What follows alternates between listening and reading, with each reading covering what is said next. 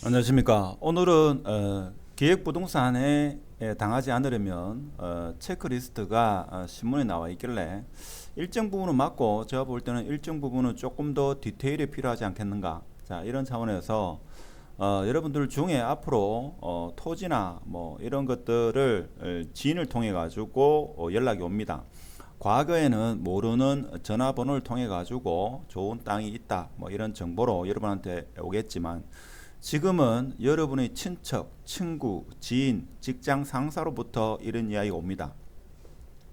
물론 여러분하고 친분이 있는 그런 지인, 친척, 자, 이런 분들이 여러분을 사기를 치려고 그렇게 하는 게 아니고, 그분들도 몰라가지고 기획부동산에 속아서 여러분한테 이야기를 합니다. 아주 고급 정보라면서 본인도 토지를 하나 매수했다.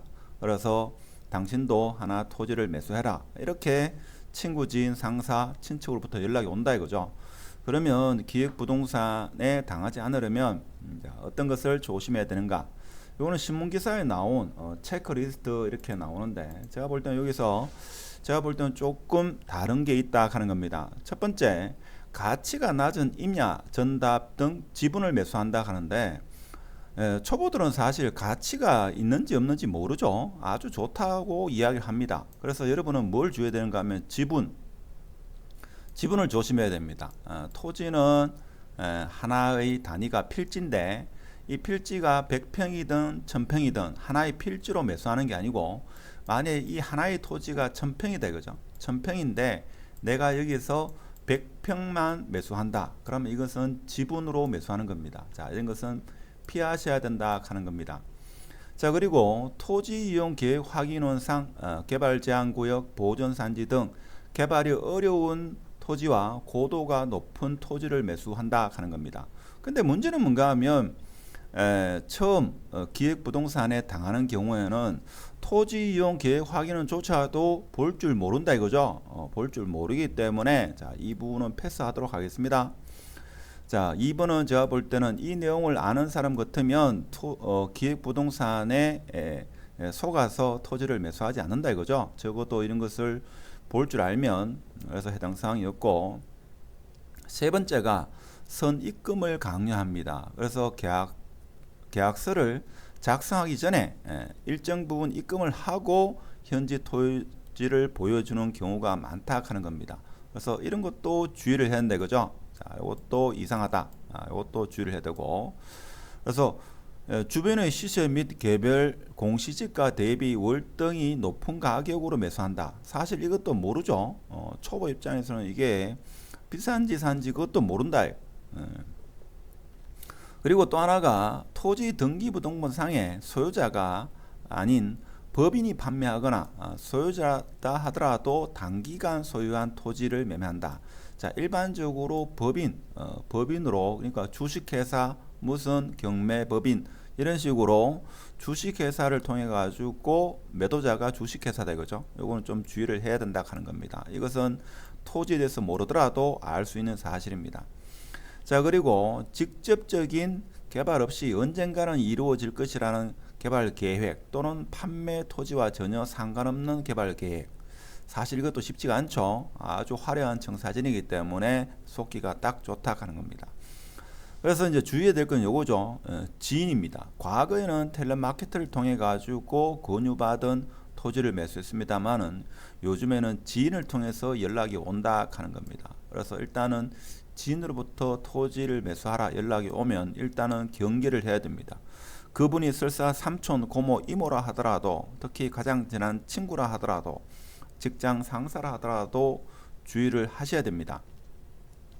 그리고 또 하나가 토지 계약 및 잔금 지급 완료 후에 소유권 이전에 관한 등기를 60일 이내에 이행되지 않는 경우가 많습니다. 이건 왜 그런가 하면 하나의 큰 토지를 기획부동산에서 매수해 가지고 이것을 필지 분할하는 경우도 있고, 그래서 꼭 지분 투자가 아니더라도 기획부동산이 요즘에 쓰는 수법인데, 자, 이것을 한 개의 필지로 다 분할해 가지고 판다고 했는데 계약금, 중도금, 심지어 잔금은 다 넘어갔는데 등기가 넘어오지 않는 경우가 있습니다.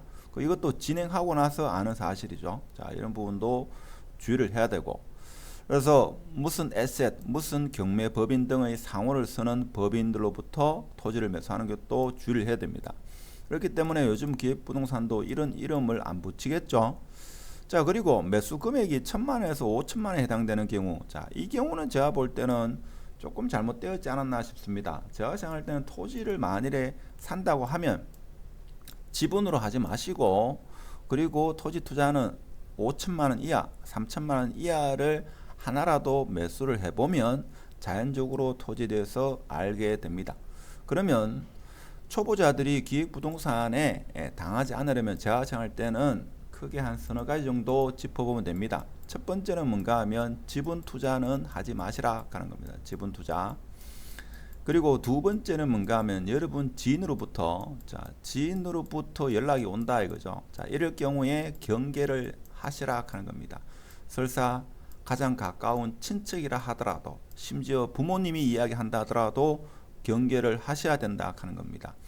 자, 그리고 뭔가 하면 무슨 법인 소유의 그런 토지, 특히 임야 아주 멀리 떨어져 있는, 일반적으로 경기도권에 있는 토지가 대부분 이런 경우가 많습니다. 그래서 경기도 지역이 아닌 뭡니까 대구, 경북, 경남 이런 곳은 아무래도 기획부동산이 좀 덜합니다. 그렇다고 해서 전혀 없는 것은 아니고, 하여튼 이런 부분을 주의를 해야 됩니다. 특히 개발 정사진이라고 해가지고 개발 예정지 반경 500m, 보통 500m 같은 경우는 다 개발이 됩니다만은 그게 언제 개발이 될지 모른다 하는 겁니다.